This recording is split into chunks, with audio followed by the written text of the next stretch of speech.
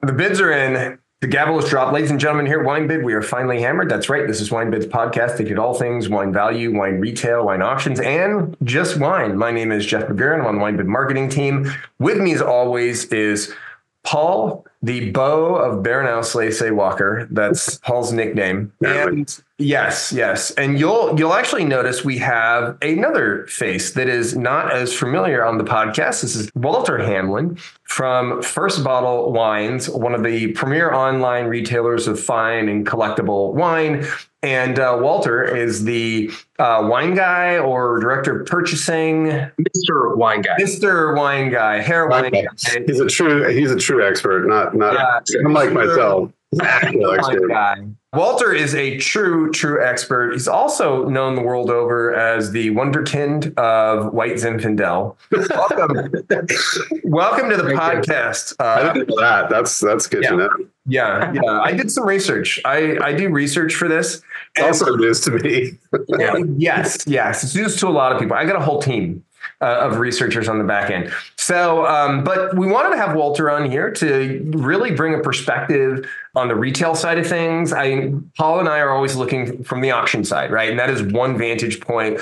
Walter, you are looking from the retail side. You're out there actually buying some of the world's top wines directly from producers. In fact, I'm guessing a lot of the big producers probably would love to get your phone number and email address so they can try and sell you their wines. But it's great to have you. Welcome to the podcast, Walter. Yeah, thanks.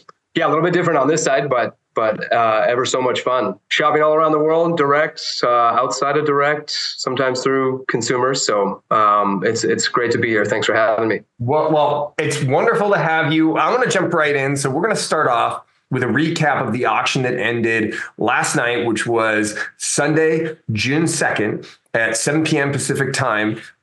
We had some really interesting movers in the auction. And Walter, we'd like to play a little game. We'd love it if you participate. The name of the game is, can you identify the region of our biggest mover? Do you care to make any guesses? I'm going to guess Burgundy. You're going to guess Burgundy, Paul. What do you think? I'm going to say California. Hey, Paul, I think, Paul, did you cheat, Paul? Because it was California. No, I didn't. It was California. All I did was look at some of the record numbers we had last week. There was now. I don't know what they went in for. I don't know what the reserves were versus hammer. So I didn't really cheat. I just kind of cheated. Red or white? White. Red from Napa. Red from Napa. White. It was a white wine. It was a Napa wine. It was a 2000 Magnum of Chateau Montelena Chardonnay. Get out. Started at $60 and hammered at $231. Wow. 285% increase, which this always surprises me because it's not like, you know, Montelena Chardonnay is super rare, right? I've never seen that before. I think that was one of the first things we mentioned, and that we probably mentioned we would be talking about it today. Yes, we did. Well, because I think, if I should go look at the auction from last week, but I want to say that we looked at that bottle, and I'm pulling it up as I'm talking. We looked at that bottle, and it already had a bunch of bids on it, and we were like, oh yeah, it was already up to $211. On last Monday. Within a day, it went from 60 to 211.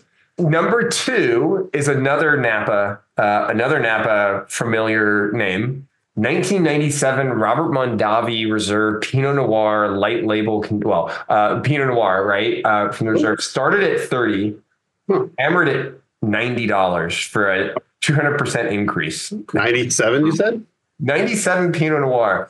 I mean, that's got to be the vintage. People are going after that. They're going after the 97 vintage. Be interesting for me to see if that Pinot Noir was still any good. You know, I've had some old stuff from Napa back in the day. Mondavi used to make some Chablis from Napa. It was, Chardonnay and Burgundy from Napa. So it was before that. It was in the 60s. That's what they called it on the label, funny enough.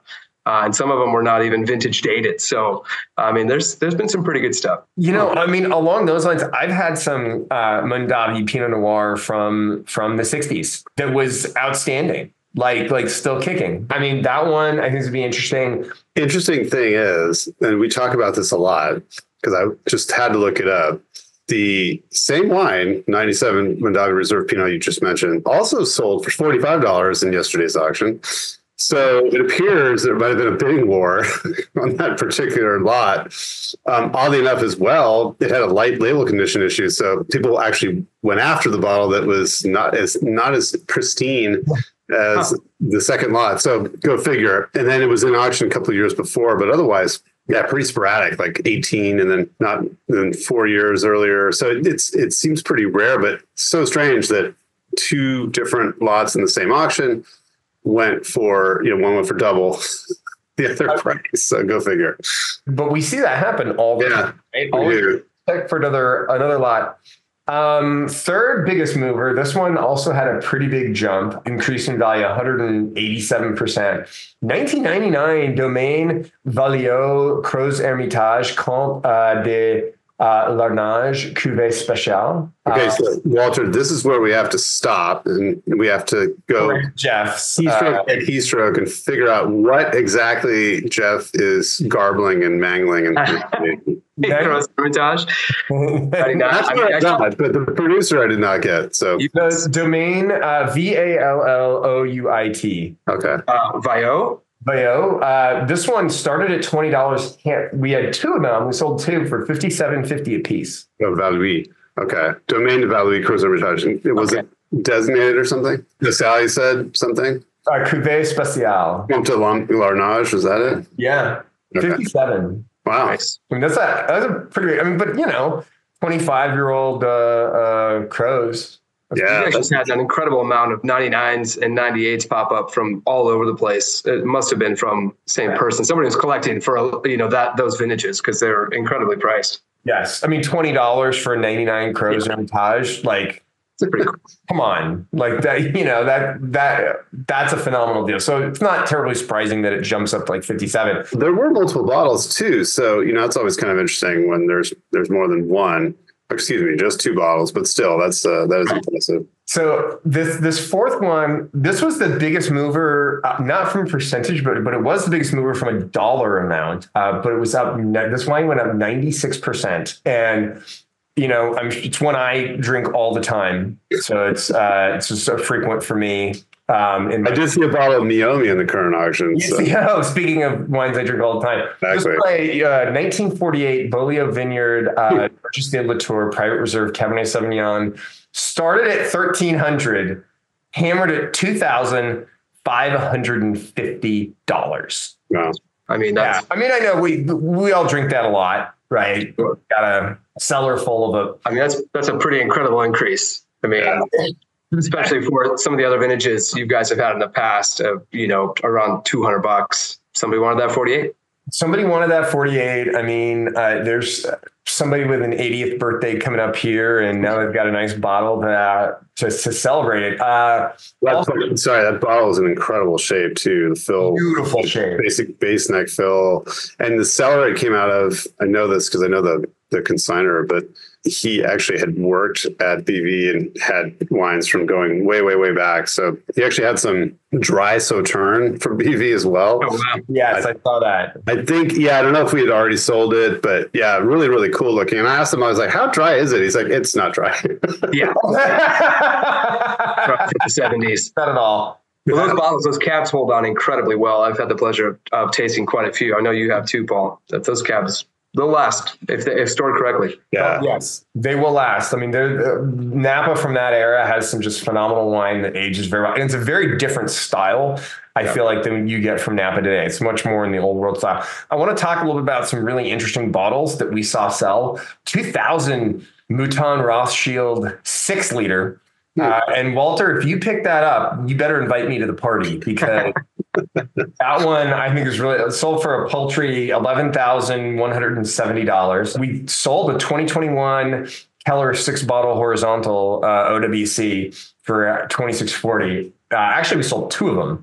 I thought that was really cool to see the Keller stuff. We had a lot of cool Keller in last week. That is pretty cool. They're just going after in stock, because I see that kind of pricing lower, obviously in euros, far months away, but people love those wines and they're incredible. It's incredible stuff. Along the lines of the old BVs, a 1942 BV Georges de Latour sold for $2,500. So that one was priced right. Be interesting to. I wonder if it was. I haven't looked, but I wonder if it's the same person that bought them, and they're they're working on their 40s vertical of Georges de Latour, and again, love to get invited to that dinner. If you picked up these bottles, consider me. You can email me at WineBid. 3-bottle lot of 16 Ornellaia Maceto.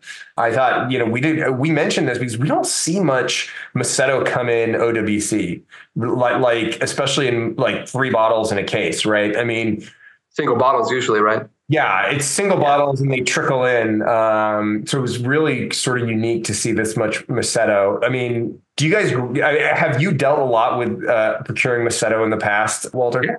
Yeah, sure. On a direct market, it's a little tough. You can get some through distributors in the U.S., but it's a tit for tat. You gotta buy a lot of Bulgari wines to get a 3-pack of Maceto, and I would say market price isn't a real thing when they get to do that to you. You got to buy 600 bottles of something you don't necessarily want. So I shop a lot in Europe for that sort of thing, and the prices are steady. I mean, your guys' prices typically are really darn good. You just have to be willing to grab a bottle at a time. So yeah, 3-packs, they're not cheap. They're usually going over €900 a bottle to $1,000. I feel like in order to even get access to a 3-pack as a retailer, you have to sell, like you said, I mean, how much bad stuff do you have to sell before you can have one 3-pack, right?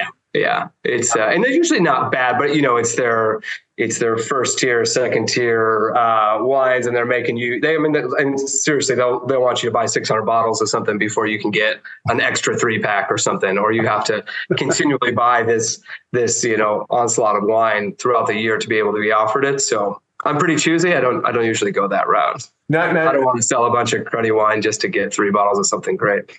Just to get that Maceto. 66 Petrus sold for 20. Actually had 3 bids, say from 2,000 to 2,240. I thought that was really interesting to see that Petrus go.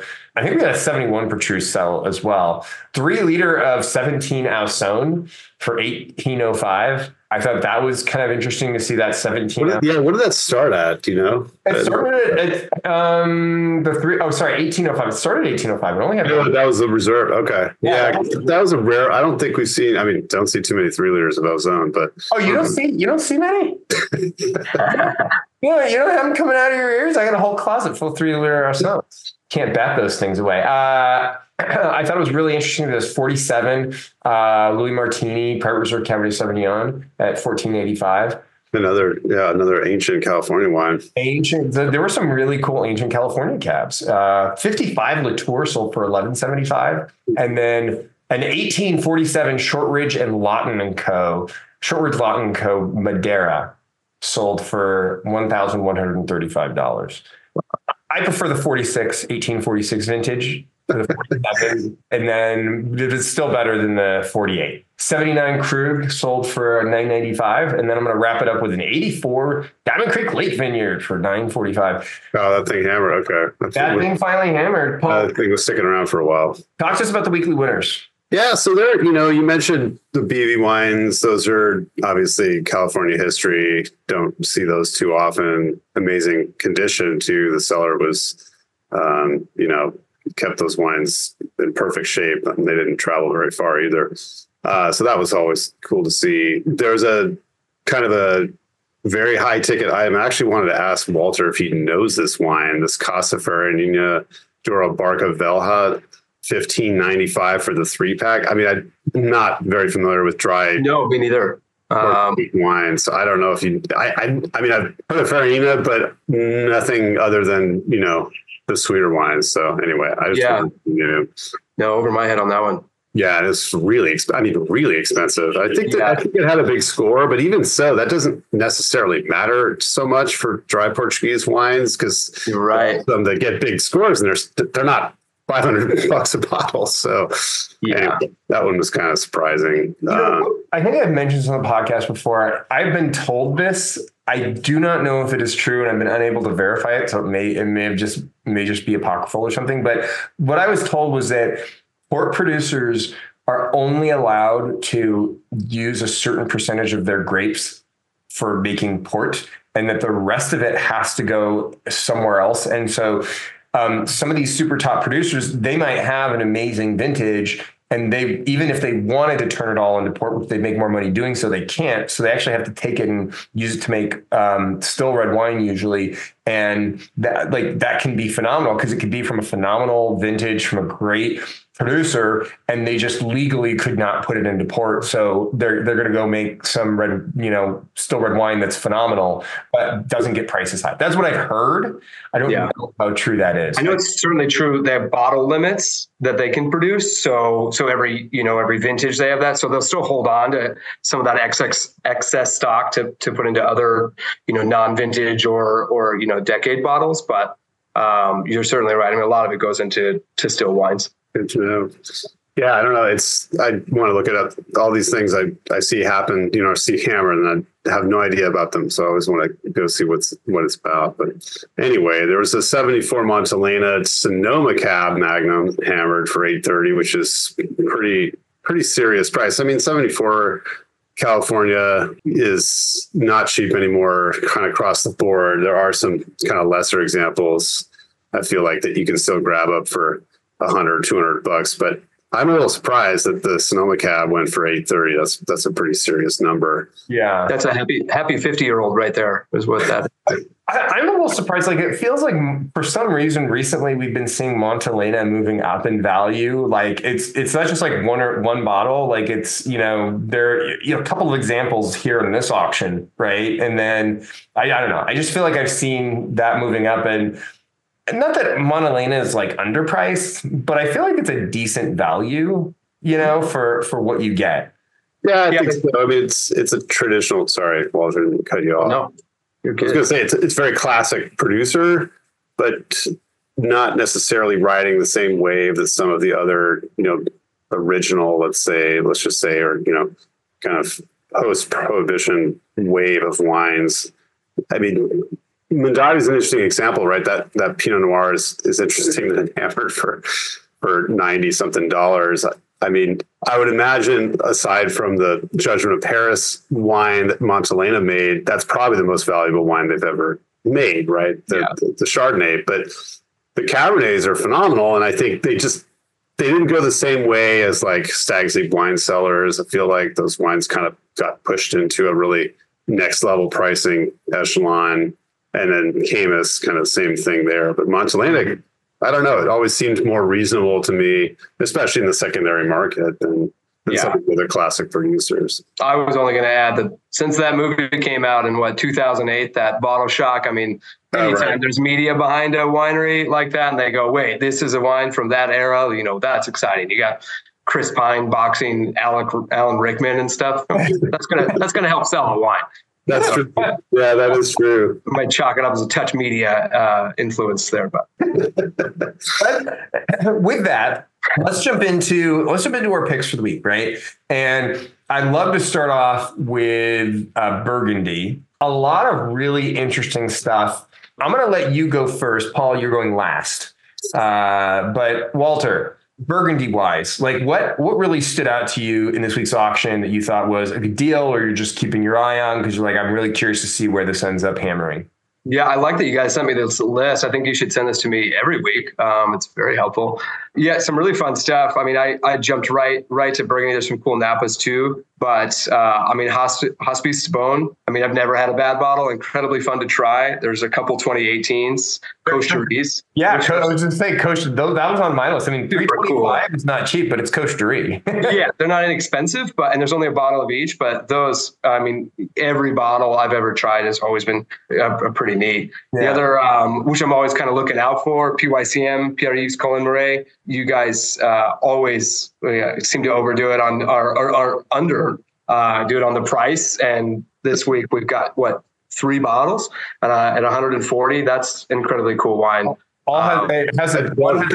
Interrupt you for a second, Jeff. Hold on for a minute. I'm glad you brought up Colin Mouret, Walter, because I've seen some interesting things, and I was curious on your opinion about this.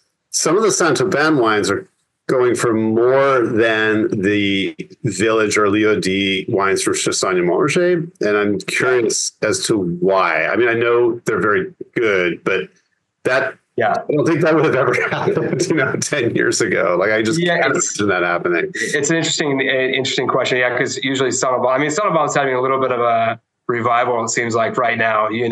People are starting to realize that there's a lot of value there.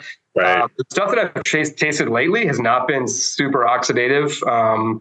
And I wonder if it is just pointing to Saint-Aubin as being a little bit brighter, more acidity driven. Mm-hmm. But, the Chasson 2016 that you guys have this week is one of the better priced wines on the list for sure. Pretty exciting. Yeah. I mean, I feel like some of those Saint-Aubins with a couple of years on them are going to be about that same price. Yeah, exactly. Yeah. Awful city to melt your face off, right? Yeah. Usually they're so intense up front, but lately they've been getting very drinkable. I think it's a little slightly different in just weather and climate is helping change these wines in a better way. Going down the list, I mean, Battard's never an expensive venture, but the Pierre Jardin, pretty exciting. Got a little giddy when I saw that pop up here. Yeah, I haven't had too many of the Pierre Jardin wines, but I've been impressed. They've been quite tasty. They're incredible. Yeah. And age incredibly well too, especially the whites. Leflaive popped up, looked like a few different vintages of Puligny. I've been seeing a lot of Leflaive pop up in other markets. So I'm wondering if people are getting rid of their allocations, because this looks like a few different vintages. Mm-hmm. But for what's popping up out there in kind of the, secondary direct market, these are pretty exciting prices too. Yeah, 200 for the 21 Puligny Montrachet, and then the 2019 Puligny Montrachet Clavoillon is already has a bid on it, taking from 295 to 305. Already got bids. Okay, nice. But I mean, those 21s will be lights out. Those will be as an exciting. Yeah, I was kind of surprised because I thought the 200 for the straight AC 21 wasn't terrible. It sounds like a less than retail cost to me. Even with condition, that's not a bad deal because it's 21 is. I mean, I haven't had the chance to taste anything, but it's been just super heralded vintage. So the other one that I think this might be a fun one to bid up that I could totally see people getting after. There's a 1993 Fably, just the Mercury, but for $40, and there's a Sauvignon Le Bon for $30. I mean, just to try that wine would be super fun. I wouldn't necessarily go after the big boys. That's another brand that I kind of see out there. There's a lot of people offering stuff in the direct, to retail market. There's a lot of availability, but to try that kind of age on, village level is pretty exciting. It's funny you mentioned that because I always hear, and read on forums and things, people say it's impossible to find, mature like red Burgundy for less than $200 or whatever. I was like, well, shenanigans. It's not easy, but you can poke around, and I try to mention deals, every week if they come through, just because it's and 93. Yeah. I mean, like you say, that was a great red vintage. At least, I haven't tasted too many recently, but they were smoking back in the day. So yeah, I bet that's holding on. Even if that doubled in price, that's still a super cool wine to take down. I would bet some people are going to have some fun with that one, if not myself. Those are the big standouts for me. I mean, there's some really fun Bordeaux on this list too that I would jump all over. I'll tell you, there were a few things that stood out to me. I thought the 90. I'm curious to see what happens with that 90 Rousseau Chambertin Claude de Bez at 41.25. If that holds at 41.25, or if we see that come down a bit before it sells, just because of market conditions. Anytime I'm seeing one of those big name producers, I'm really I'm wondering is this going to roll over? Are we going to see or is this going to get bid up? I mean, these are obviously super rare bottles. At the same time, the market's not what it was 2 years ago, and that's when a lot of these prices were set. I thought the 18 Jadot Domaine des Herrières Beaune Bressans at $50, that didn't seem too bad to me. Seemed like an interesting bottle. 2013 Henri Boileau Puligny Montrachet Claude de la Mouchère. Yeah, I mean that 125, that doesn't seem too bad. And then 13 Ponceau, Marie Saint Denis, Claude Dumas, Lucence Blanc, Trey de la Vigne, Mag for 180. We've got a couple of those. I got my eye on those. So That's going to be striking. All those wines are great, and they have that little dot on the back that tells you if it's ever been overheated. Right. So it's kind of yellowish orange. You're in the safe, So. Oh, I didn't know that. Yeah. There's a little sensor on the back. It's really neat. So you can tell provenance just by looking at that little sensor. That's like super cool, right? But yeah, 180 for a mag of that. I was like, that's a great price. So that's entry level pricing for them for sure. It's under for sure. I mean, we're selling some Ponceau mags right now for like $325, something like that. So.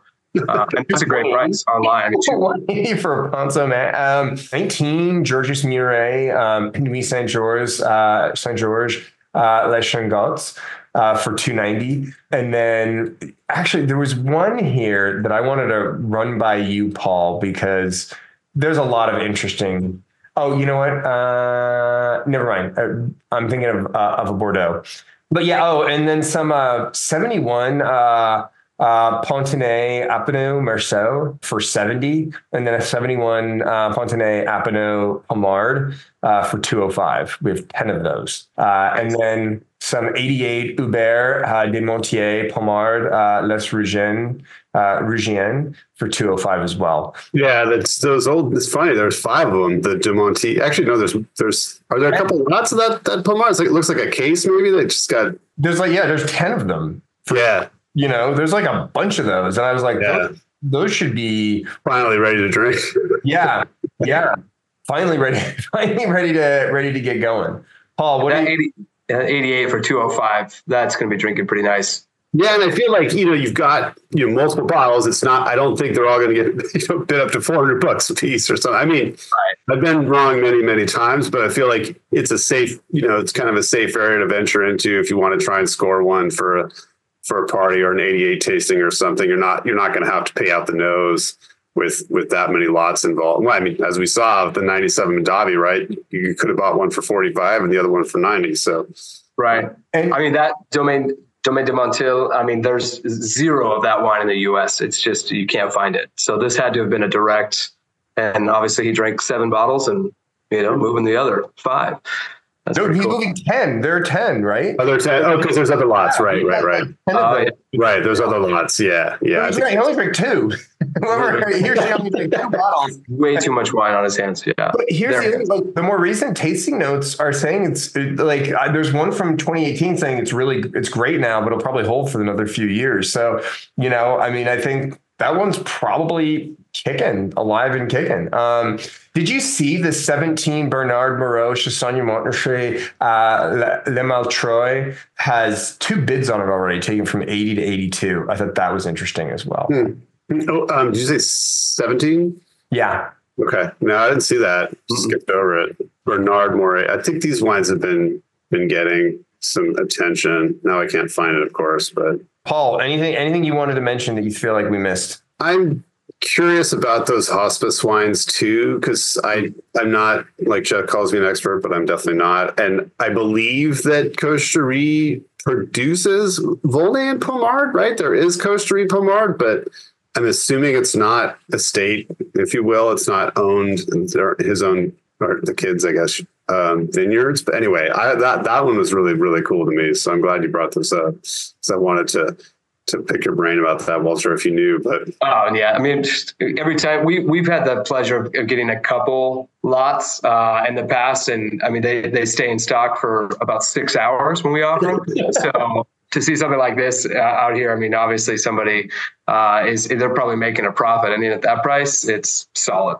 It seems like great deals, and they're young. They'll last for years and years and years, and you've got kind of that cachet of Coche-Dury, if you will. Anyway, those really stuck out to me as being kind of rarities that we probably won't see anytime soon. Those Jean Griveau wines looked really cool. And again, mid-90s, 95 Nuit Saint-Georges Les Chamois for $57. I mean, that'll probably get pushed up a little bit. but still, that's a great deal. The Richebourg 96 is Richebourg, so you're going to pay Richebourg prices. However, there's 8 of them. So again, I don't think they're going to go through the roof since you've got multiples to choose from.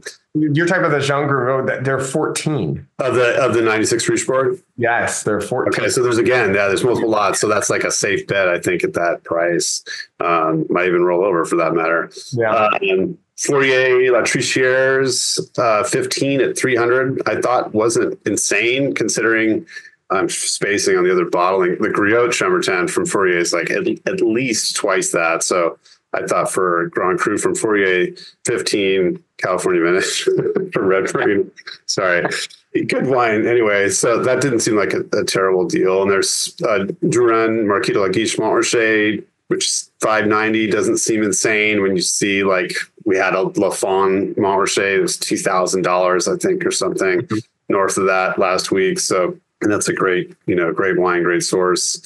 So yeah, just a lot of things from, the usual suspects. It's just some older Potigny Ampo wines, which I don't know, I'm not familiar with, but great vintage 71, good vintage 78 Pézerolles. So yeah, a lot of like interesting Pommard in this week. And there's some Vincent Duroy-Gential wines. I have tried these. I was like reading all the hype that the new editor of the Advocate, I'm spacing on his name, William Kelly, kind of like blew up this producer. And I have tried a couple of them. They were really, really good. So that Maycadeau is in, and then there's another designation in there too. And they're really, really tasty wines. So anyway, Puligny Montrachet does right in front of me. Corvée des Vins as that 72, and the Rouilly Maycadeau is at 97. So very impressed by those. So anyway, we can move on. Those Potigny Epenots wines are Ampo wines. Again, another one you cannot find in my sector at all. Really? They're popping up here. I just did a quick background on that 1971 at the Pommard, and it's somebody rated that on Cellar Tracker at 97 a couple years ago. I don't know if you guys follow that Cellar Tracker very often, but sure. 87, 88s. They are no James Suckling. They're being very honest. So to give out 97, there's a few other people giving it, upper 90.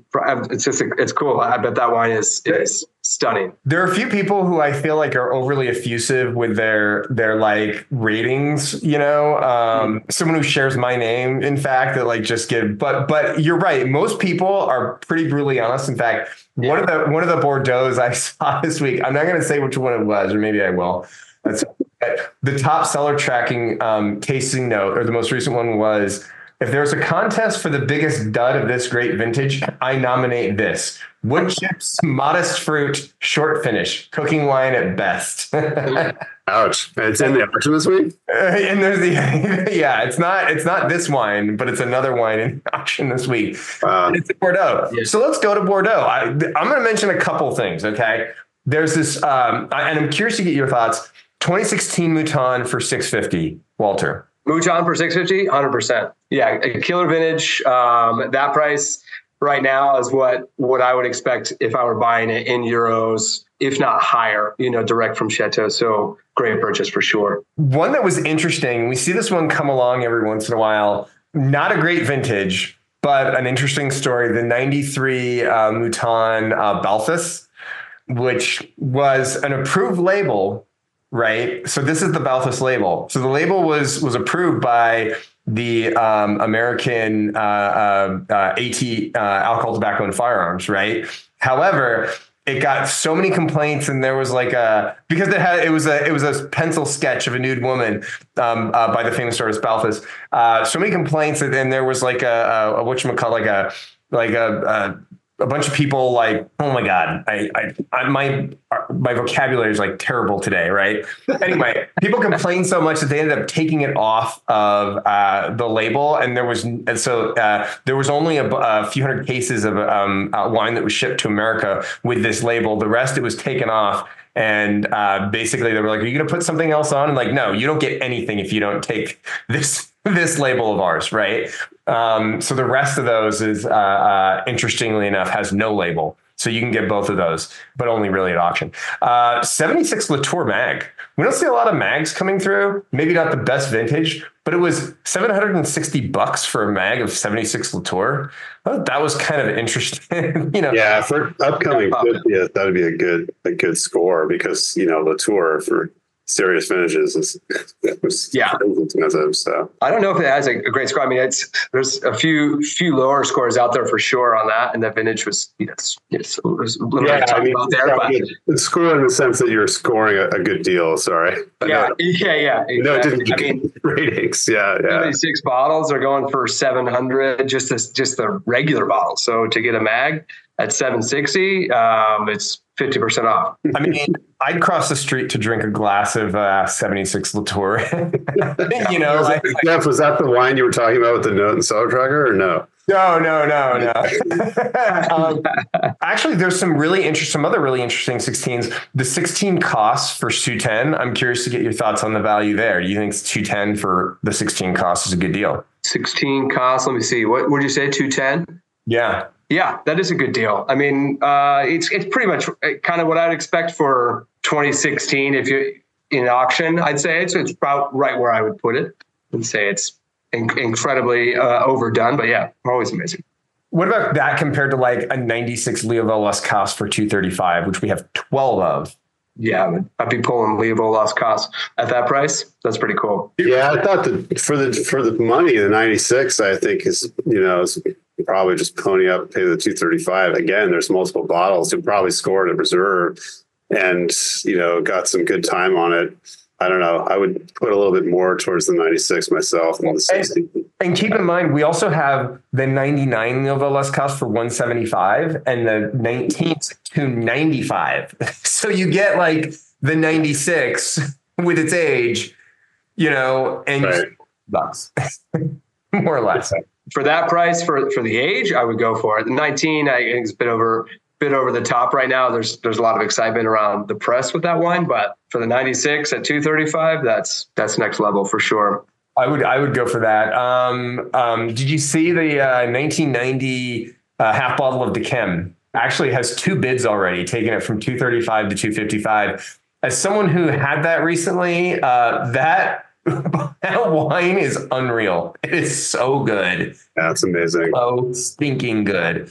My God. That's not, I mean, the 01, right, is in as well at 635. And I think half bottles of the 01 are more than half of that, right? They're more like 350 or something. So, yeah. Well, the 01 already has bids. Right, but I'm saying the half bottles of 01 are more than half the cost of the 750 that's in the auction now. They're more like 350 a piece, which, I think for the money, by the 90s, it's drinking incredibly well, and it's quite a bit less. So here was the interesting thing, though. We have, you said, as you noted, we had the half bottles of 01 at 315, but then the 750 came in at 585.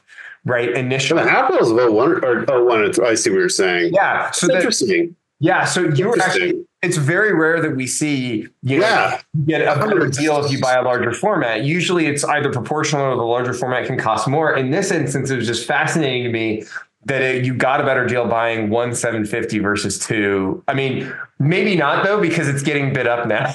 That's Funny. I mean, I also think, at least in my market, half bottles for Sauternes, that's just what people want. They don't want a full 750 most of the time. Right. I think with Ham, it's a different story. You pull that out for a party with 2 more people, but I think it's more attractive. I almost never buy a 750s for direct to consumer. Most people want half bottles, so I could see that being the reason. And by the way, I would not share my 750 of 01 Dechem with anyone. It is that I will sit there and I will drink the whole damn thing myself.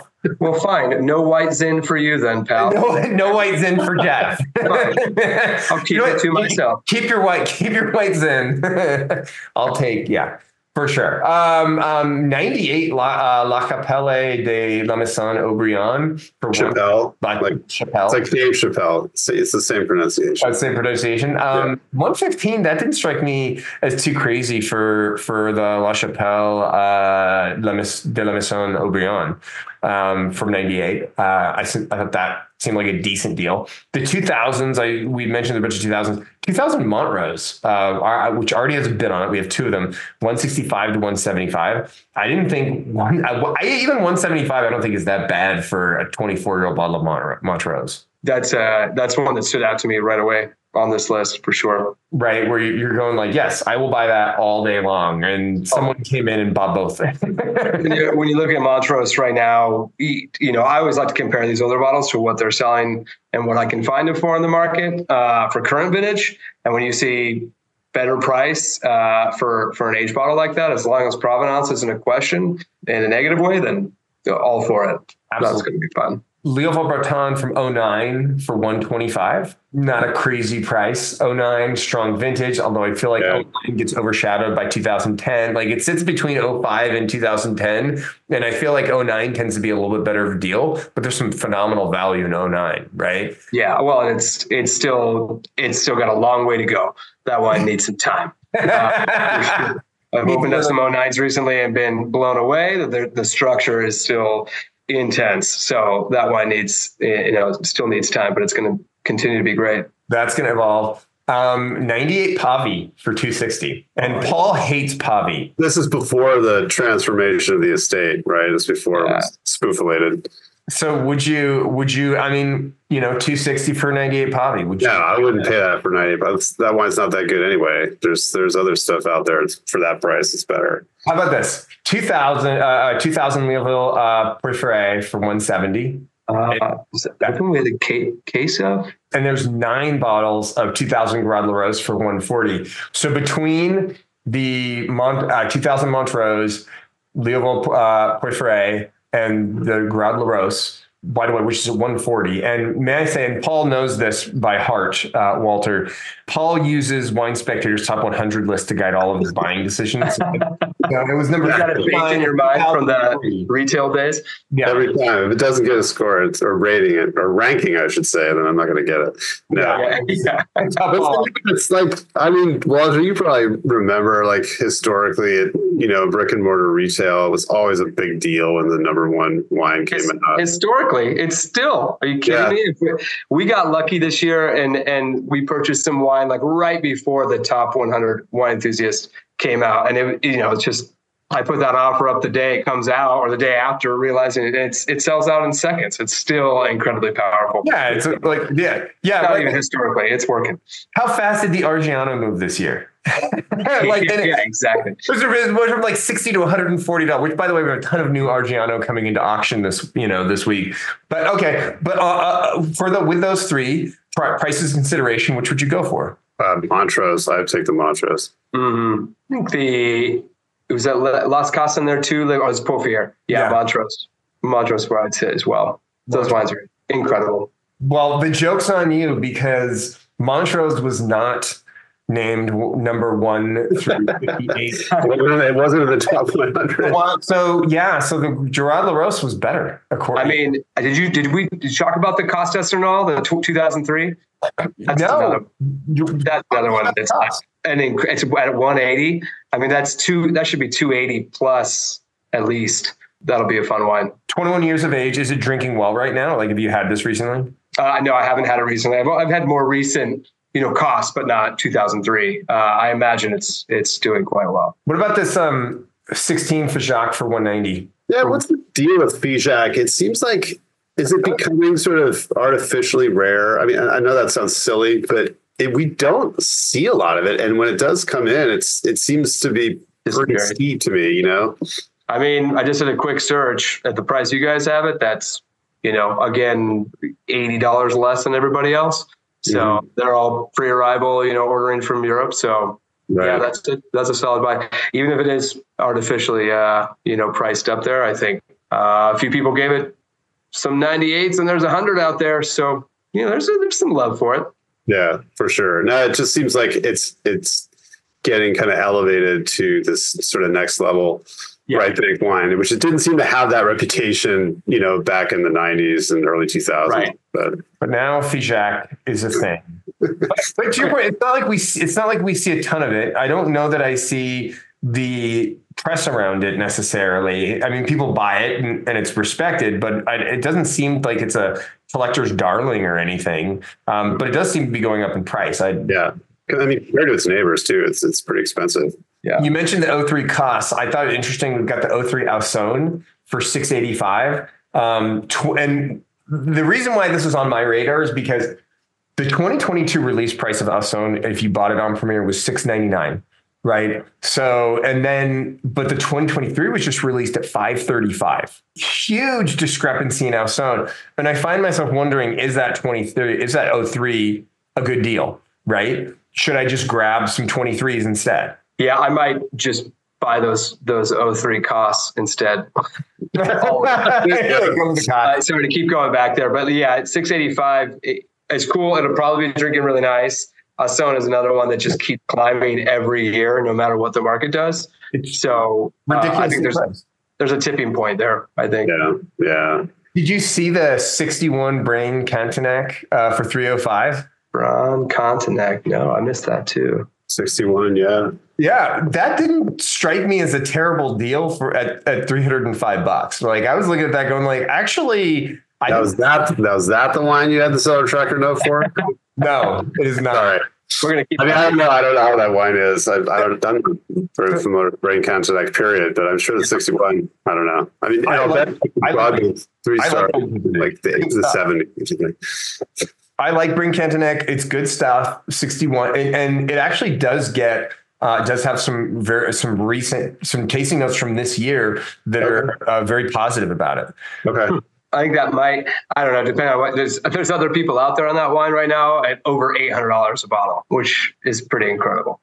So I'd say that's a great deal. Just compared to what, Braun Cantenac does in the market right now, it's a, $80 wine usually. Mm-hmm. So having that vintage that's pretty incredible. It's the oldest one out in the market at the moment. Yeah, we don't see a lot of super old Brain Cantenacs out there, right?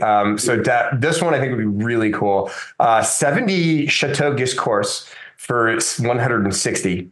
I thought that one was kind of a cool one. Somebody wants to pick that one up for $160. That didn't seem bad to me at all. Had some recent tasting notes, which I think were fairly complimentary of the wine. So I thought that was pretty cool. Oh, and then this one, the Winemaker's Collection, Cuvee #1, Michel Rolland from 2005 for $35. Not bad. Yeah, for that price, for sure. Yeah, that's the deal. What's the vintage? 01, you said? 05. Yeah, there you go. Good. Yeah. That's great. Great year. So yeah, that'll be good. That's a tasty deal. What did I miss, Walter? What picks out there are you like, Jeff? You didn't get this.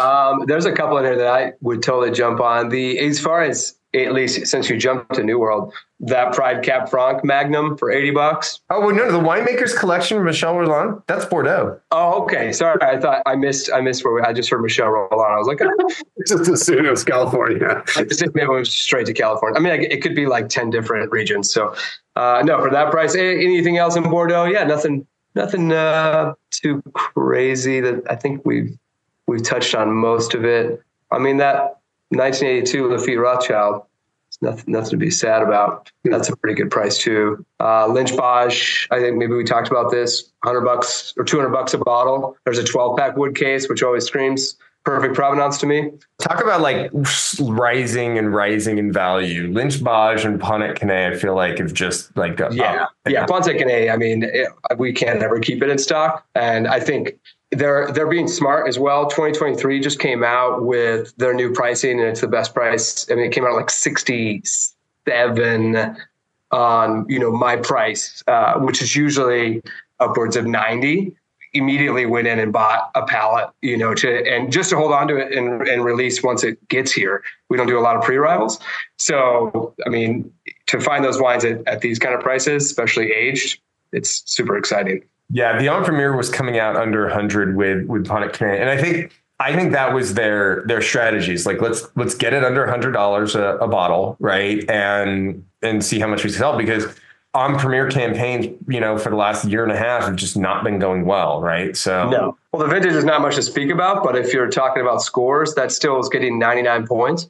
So yeah, most people say sign me up. Paul, What do you got? What did we miss? I mean, yeah, we kind of touched on everything. I think there's some decent deals in there. That 03 Clos Forte looked interesting to me. It's another one of those wines that there's not a ton of, and I don't have a lot of experience with, so I'm curious about it. Some second labels I always kind of like to point out.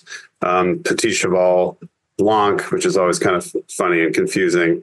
But it's Cheval Blanc's white wine, but the second label. So anyway, that looks great.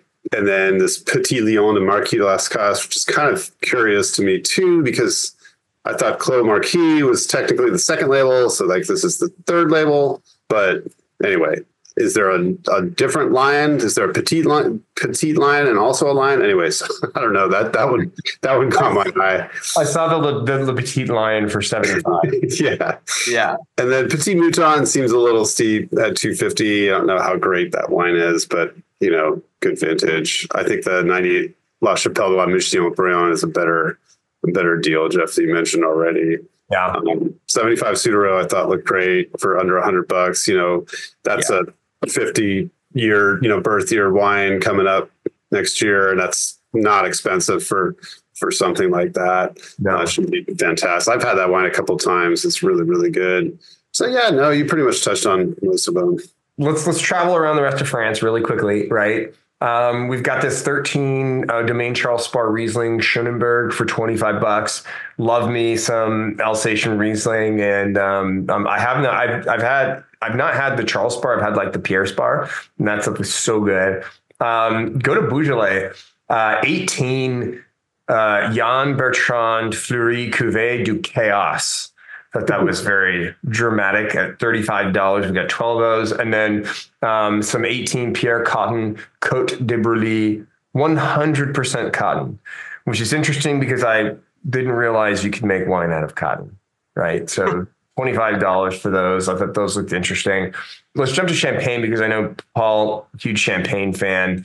Not sure if you love Champagne like Paul loves Champagne, Walter, but the 08 Delamotte Blanc de Blanc for $130. Paul, good deal. That sounds good to me. Vintage Delamotte for that price? Yeah. That's solid. 08, I mean, I was like, man, the 08s have been pumped in price too, like, especially when you're talking about the Tête de Cuvée. So to get this for 130, I thought that would be a really cool thing to open up on New Year's Eve or for any special occasion. 130 is not bad. The 2012 Henriot Brut Millesime for $70. We have 7 of those. I didn't think that was too bad a price. This one was interesting. We've seen this in auction before, and it has 2 bids. This non-vintage Les Chemins du Roi Brut with a gold chess piece king on the bottle going from 60 to 62. Kind of reminds me of the Armand de Brignac, bottle style. What am I missing in Champagne, Paul, Walter? I didn't have too many picks this week. I thought the 08 Cristal looked phenomenal, though. Not cheap. No, but that's right on par, Was it 355 or 375 or something? It's up there. Yeah. It's like up there. I've had that wine now at least 3 times, and every time it keeps getting better. So definitely worth it. That stuff is so good. Good to hear. You want to head over to the Loire? We've got, I just wanted to mention this 04 Clos Roger, Saumur Champagny Les Pouilloux for $395. This is interesting because a friend of mine was at a wine tasting for a wine shop, local wine bar and wine shop that had their anniversary recently. They started in 2016 and they were pouring 2016 Les Pouilloux, and it was $60 a glass. And my buddy was like, what do you think of this? I was like, I actually think $60 a glass is a pretty good deal at a wine bar for Roger, right? A designated Roger. But I'm curious to get your thoughts on the $395 for the 04 there. Yeah, it's gonna be. I mean, that's what Clos Roger costs, right? Especially as if it's 20 years old, you're gonna pay premium for that wine. I mean, it's very, very good. It's obviously kind of taken flight in the last 10 years. So yeah, I mean, looking at what people are talking about online, who've tasted, because I haven't tasted. the 04, but it looks like a lot of positive ratings. People are upwards at 95, 96 on Cellar Tracker. So I always use that loosely, but still, I think people are being honest about it. If you find it at a wine bar for $60 a glass, like just buy it all. Yeah, at that price, yeah. Yeah, just drink. 18 Chateau Bonnezeau Anjou La Montagne. We have 12 of those for 45 a piece. I thought that looked really interesting. One has a bid. And the 16 Chateau Yvonne Saumur Champagny Rouge for 30. So some good deals, I feel like, in Loire. But I think where you have some really interesting stuff is in the Rhone. Gugal 91 Côte Rôtie La London for $6.75. Woo! Yeah. Not cheap, but boy, I'll bet you that stuff is smoking good. Yeah, I think especially that era too. Those are like a lot better. Not to step on anything they're doing now. I've tasted some Gigals recently. We sold some, and current vintages are closer to now anyway. They're fantastic, but I don't know if they'd age as well as what they used to do. So I think that's be pretty fun to try out. 2000 Chave Hermitage. We have 12. Someone is offloading a case of 2000 Hermitage for $4.55 a bottle. Curious to see if those move. I think that's what it's going for. I think there was some in not too long ago, so that's probably going right. Yeah, but it's always interesting to me when you get like a full case and like, does it get picked up one by one, or do people think to themselves, like, there's a psychology to the case, right? Where it's like to 12, where it's like, there are 12. So, I'm just going to sit around and see where this goes, right? Versus if there's one in auction, you're like, okay, I want to get it before it goes away. Yeah, but you know what happens, and we've seen this, Jeff, time and time again, is that it rolls and then it gets fit back up again. So yes, it rolls and ends up costing more than if you bought it when it first came up to auction. Right. I think if anybody's doing their quick homework on that wine, though, they'll recognize the price already is really good. It's $150 under what most people are selling it for. So that's I think that's gonna go pretty quick. What other Rhone picks did you have? Anything in the Rhone that stood out to you? I'm a sucker for Genasse. I was a big fan. I think the VV 05. There's only a bottle, but I had that 105. That's a good price for that. That's a great price. Like that's gonna get spooked up. View Telegraph. Those wines are always pretty striking to me. That's the 05. I think for that price too, at $85. I think that's going to do well. Let's see what else we got here. Useglio. No one's ever sad about that. It's a one bottle wood lot. 16. 16. That's the not for you for $3.50. Yeah. Those would be my picks. I noticed there was some interesting stuff. There was this 19 Chateau des Tours Côte de Rhone Reserve. We have one of those started at 100. It has two bids taking it to 120 already after not even a day. So not even, it's just their Côte de Rhone, but it's the Côte de Rhone Reserve. Well, it's surfing on the wave of Reyes, obviously. It's like anything from Emmanuel now, right? It's the winemaker. They're all just getting pushed out of because there's Des Tours, Des Tours Vaucluse Reserve, which is like even, I don't want to say it's like a tier down from there, but it's not considered, incredibly complex wine. It's probably going to push $100 too before the end of the auction. So Reno, that's the name I was trying to think of. Sorry. The only other one that, there are a bunch of others that I had on my list, but the other one I mentioned, and I always mention this, so you can make fun of me for it, but I still think Clos de Pape, 2015 at $90, like that wine always seems to punch above its weight for me anyway. Their Chateauneuf de Pape, like that stuff is so good. And I don't know why it's not more expensive, but I'm glad it's not. Let's keep it that way. Keep it down. I should probably shut up about it. Right. Exactly. Yeah. Like shut your trap, McGurn, and maybe we won't be so expensive. Let's I want to jump over to the US really quickly. Okay. Before we wrap up here, California wines. You had some interesting picks. Hit me with them, Walter. Well, one that always, whenever I jump on WineBid, I'm always excited to see what kind of older Napa or older Sonoma you guys have. I'm a big fan of older Pinots, and then just seeing what kind of stuff pops up. Immediately, BV George's Private Reserve, the 1974 at 210. Yeah, we were touching on this at the beginning of the meet here, and like that's going to go up based on what you guys were talking about. Went up last week. That's a pretty darn cool bottle. That seems more like winery retail minus 200. I mean, that's a pretty cool wine. Let's see what else in here that I thought was going to be pretty neat to try. 86 Caymus. I mean, I don't know how Caymus does for you guys. It's like, in the world of wine, it's almost like a hush hush, don't talk about it. But for older Caymus, before they started pumping up the fruit and modern style, I sat with a Wagner once and asked him, so when you made that switch, what was it about? And he said, I made wines for, 40 years for people to drink in 20 years from now. And I found out they're drinking it less than 24 hours. So I switched my style. And I said, yeah, that seemed to be like right about 2005 or so. And he said, yep. So, when I look at older Caymus, something like that 1986 for $235, that's going to be a great wine. I had that on my list as well. You picked out too, the 74 BVA George Latour and 86 Caymus. That's going to be cool stuff. And it'd be fun to do like an 86 versus like a 23 Caymus. I don't think that would be fun. I think it'd be just 86. Just my, who am I? Yeah, I gotta agree with you there.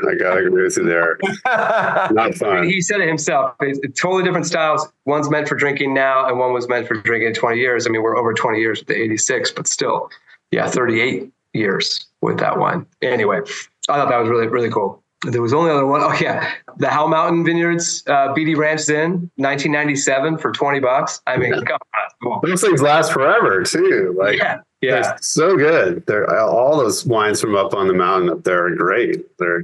Those are pretty neat. So those are my big ones. I mean, you got some Martinelli Jackass. I think out of all the Martinelli wines, the Jackass Zin is the coolest. So trying that 14 would be pretty neat. $75. What else in here looks really cool? Those are kind of the big fun ones for me. I mean, I'm never sad about drinking Schoolhouse Spring Mountain Pinot. Schoolhouse makes some good wines, incredible wines. And talk about ageability. I mean, they've nailed it from day one. I'm going to drop some wines on you. I want to get your guys' thoughts. All right, you ready? Okay. Give a Mag of 15 Pride Cab Franc for $80. Thumbs up. Yeah, Walter mentioned that before we even got into California. Yeah. I was like, Walter, this is on my list, and I'm very excited about it. I love segueing from Michel Rolland into that Cab Franc. Yeah, a Mag of 15 Dominus Estate for $530. Yeah, not bad. That's not bad at all. 96 Schaefer Vineyards Hillside Select Cabernet Sauvignon for $205. Did you say 96? Yeah, 96. Yeah, that's not bad. Lights out. 205. 205. I mean, current price on that is I'm selling it for $350. It's like, come on, right? Like, and that's going to be so killer. Actually, even like a 16 Ridge Estate cab for $75. We got two of those. I was like, that's a killer deal. Great vintage. 96 Dunn Hell Mountain cab for $190. Yeah, like under $200 for 96. I mean, Paul, and Walter, we had the 02 Dunn Hell Mountain, and it was unreal. I can't even imagine the 96. That stuff must be. And again, I mean, talking about pricing, that is like current cost on 2019. right. Like for that price, with that age, as long as it's held well, it's going to be great. There's still a lot of deals, I think, in the 90s for Dunn wines. They're just, I mean, they are different than the 80s, but they're good. Why are there these deals on some of the 90s vintages? Even some of these epic storied vintages, you can get stuff at very reasonable prices. Why? Yeah. I mean, I think there's a history with some producers that kind of sticks, and Dunn is kind of one of those where it's like the classic wines that Randy Dunn was like, making in the 70s and the 80s. I mean, not many from the 70s, but late 70s, through the 80s and early 90s were kind of heralded in their own category almost. And then, past mid 90s, they didn't have the same cachet. I don't know why, but it was one of those things where it's like the trends went elsewhere, and Hillside is interesting too, because like the price just exploded after, I think, the 02 vintage or whatever, that 100 point. Once they started getting 100 points on every vintage. Yeah. Right. And then, exactly. Yeah. Just the price of 300, north of $300 like consistently. And Phelps Insignia was kind of the same way, right? Like the mid 90s Phelps Insignias they're still not that expensive. And they're really, really, really good. That's kind of why I picked I'd pick the 91 Montelena because that's literally one of the best California Cabernets I've ever tasted. I mean, it was stunningly good and still not crazily expensive for something that's, that old. So anyway. And we have some other, we've got a bunch of old Montelenas, right? So you mentioned that 91, which already has a bid taking it to 205, 94 Montelena, for 145. And by the way, I don't think 205 is bad for a 91 Montelena. I don't think 145. And these are the estate, by the way, Montelena estate. And then a 95 for 125, right? Mm-hmm. So like 2013 for 125. I don't know. I think in 2016 for $85. Like, to me, these are phenomenal deals for their top tier cab, right?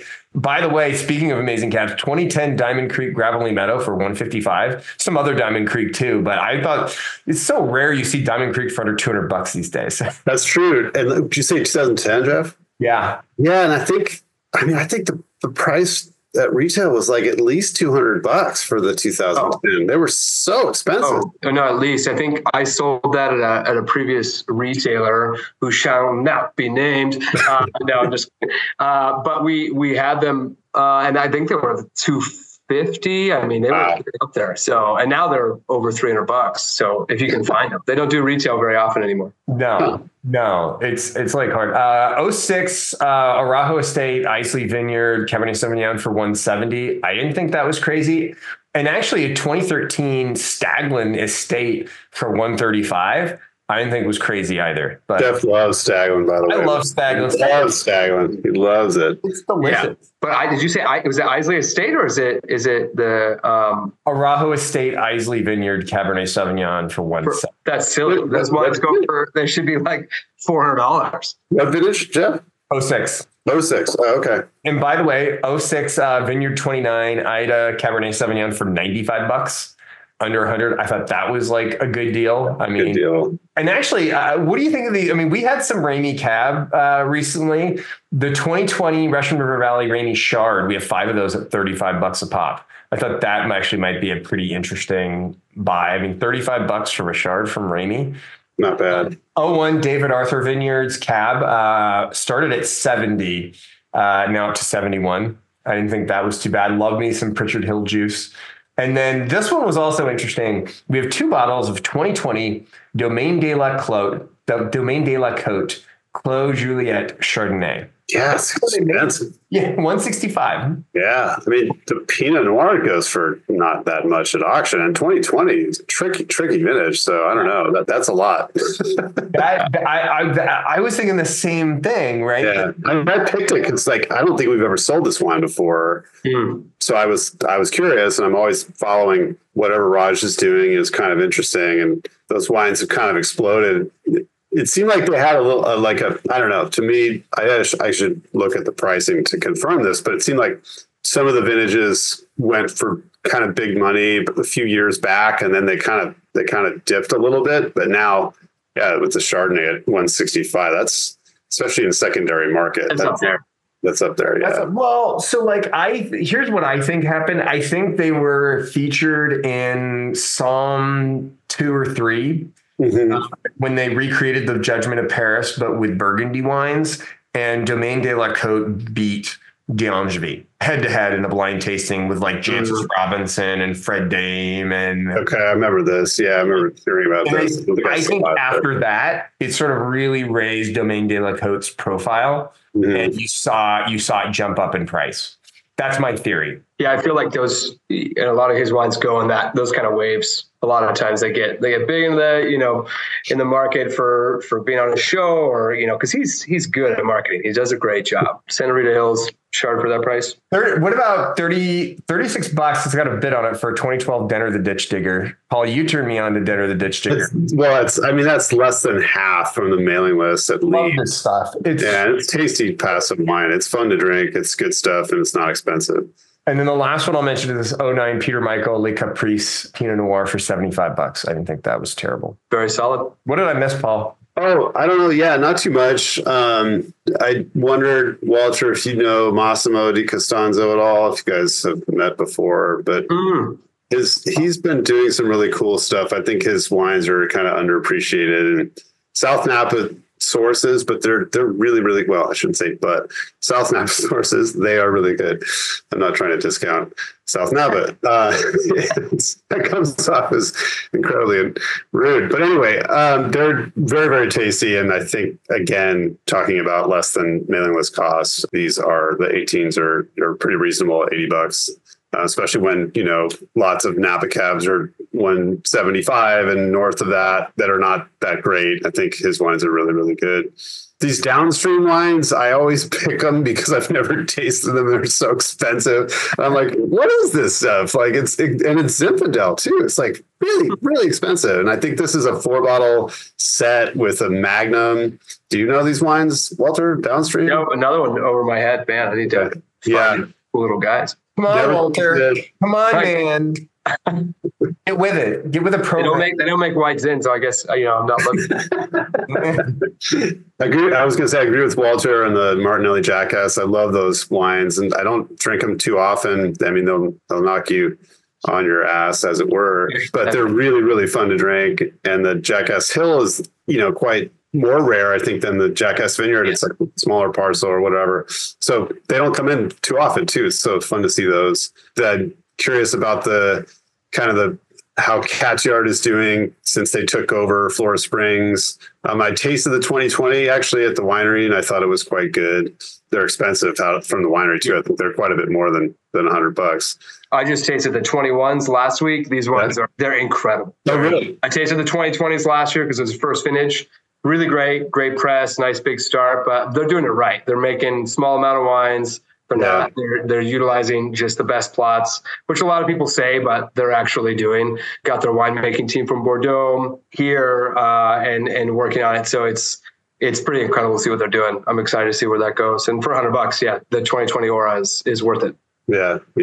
I was really impressed with those. I was stoked to try the 21s because I thought they were really, really good. So, but yeah, and then a couple wines from friends. The Rivers Marie, the Bodega Thierrot is in this week, which we don't. I think the 21 is the first vintage from Max Thierrot's vineyard way out there on the coast. And so that's kind of a fun one. Suma Old Vines from 16 is in too. So, and then Switchback Ridge, I thought those were steals, half bottles for $15 for the 08 Merlot. I really like the Merlot. I thought it was very, very good. It's got some time on it, and that's real cheap. So then I saw some Vice Versa Plat Chardonnay kind of stuck out to me, not only because it was expensive, but also from, a vineyard that's gotten a lot of press. And then William and Mary Shiflet Red is in this week, the 21. And so those were kind of the things. Oh, the Outpost True Cabs. They're expensive, but quite good from up there on Howell Mountain. So, and there's some Maryvale, random Oakville Grade, and then Clone 6 Rutherford Cabs, which I think both the Oakville Grade and the Beckstoffer Clone 6 are not terribly expensive. And I know it's a big name, but kind of interesting wines to try from those regions. Because like we were saying before, with, Cabernet and Napa, they're much cheaper than some of their neighbors. So I thought those were interesting. Absolutely. All right. There's only one other thing I'm going to mention before we wrap this thing up. We have a ton of amazing wine coming in from all other corners of the world that we don't have time to get to, including Italy. There's a bunch of really cool stuff from Tuscany. I would check it out. From Abruzzo, there's a bottle of 2018 Emidio Pepe Rosato for $250 now after two bids. Went from 210 to 250. Must be amazing rosé. I don't know that I've ever had a $250 bottle of Italian rosé, but maybe one day I'd like to. Get with it, Jeff. Oh, man. Again, and a bunch of other really cool stuff. I just want to note that all the wines we talked about today, all of our picks are in auction right now, and they're in the auction that closes on Sunday, June 9th. Okay, at 7 p.m. Pacific time, 2024. So if you heard us talk about a pick at a great price in our picks portion of the podcast, you can go online, you can bid on that right now. You'll be probably bidding against Walter because I think he's going to do some damage here. Nobody sees that Schaefer Hillside, by the way. Nobody sees. Yeah, it was not here. Never happened. So please go and do that. And as an added benefit, if you use the code WUNDERKIND, WUNDERKIND, you'll get $15 off of a $150 order this week only. So that's going to end this Sunday, June 9th, 2024 at 7 p.m. Pacific time. All right. And Walter, thank you so much for coming on the show. Yeah, thank you. Honestly, thanks for having me, guys. Appreciate it. This is fun. It's so nice to have somebody on the show who's like a cool person and knowledgeable and intelligent to talk to. So I really must have some other guests on the show because clearly I really appreciate that. You know, it just makes it a lot easier. And someone who has a sense of humor, and it's cool. It's really nice to have that on the show. Hope you keep looking. Yeah. And Paul, you're okay too. And with that, this has been Walter Hamlin, Paul Walker, and Jeff McGurn wishing you happy bidding and cheers. Cheers.